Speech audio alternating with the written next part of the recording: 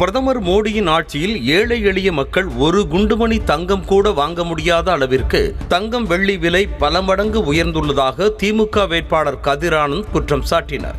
வேலூர் மக்களவை தொகுதியில் போட்டியிடும் அவர் சத்துவாச்சாரி தெற்கு பகுதியில் பிரச்சாரம் செய்தபோது மோடிக்கு நாம் ஓட்டா போடுவோம், நாமத்தை தான் போட்டு அனுப்புவோம் என பேசினார். 1/2 லட்சம் ரூபாய் ஒரு சவரன் நகை வாங்கறதுக்கு நம்மால முடியுமா?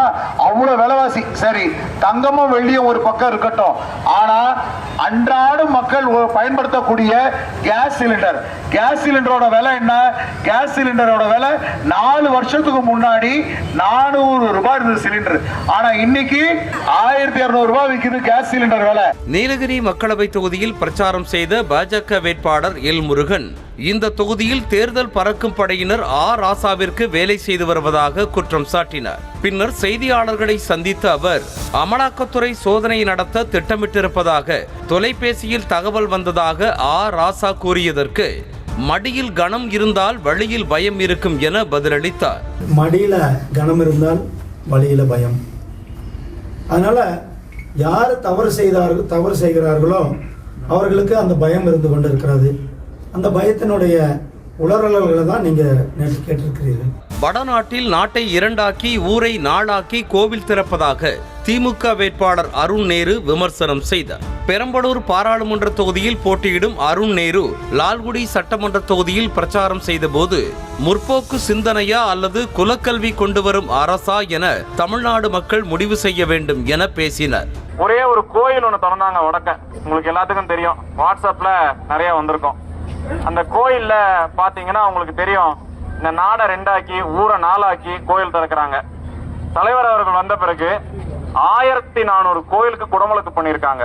யாராவது எந்த ஊர்லயாவது இந்த ஊர்ல கம்மி இல்லைன்னு சொன்னது கிடையாது. அது தமிழ்நாடு.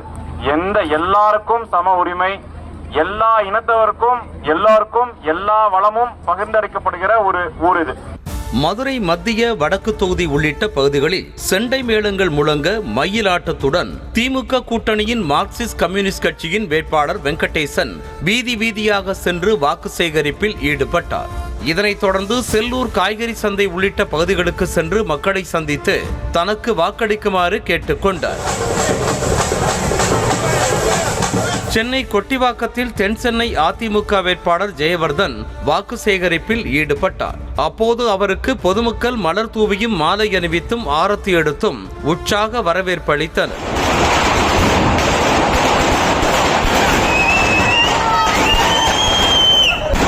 தமிழகத்தை பொறுத்தவரை திமுக அதிமுக இடையேதான் போட்டி என கூறிய மத்திய சென்னை தொகுதி தேமுதிக வேட்பாளர் பார்த்தசாரதி பாஜக நாம் தமிழர் கட்சிகளுக்கு 3வது இடம்தான் என்றார். வில்லிவாக்கம் பகுதியில் வீதி வீதியாக சென்று பிரச்சாரம் செய்த அவர் கல்லூரி மற்றும் பள்ளிகளுக்கு அருகில் கஞ்சா பொருட்கள் விற்கப்படுவது முழுமையாக தடுக்கப்பட வேண்டும் என வலியுறுத்தினார்.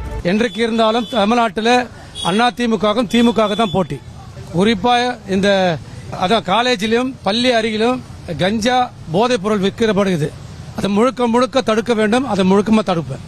சென்னை வில்லிவாக்கம் பகுதியில் மத்திய சென்னை தொகுதி நாம் தமிழர் கட்சி வேட்பாளர் கார்த்திகேயன் வீதி வீதியாக சென்று வாக்கு சேகரித்தார். பின்னர் செய்தியாளர்களுக்கு பேட்டியளித்த அவர் சென்னைக்கான குடிநீரை சென்னையிலேயே எடுக்க திட்டமிட்டுள்ளதாக கூறினார்.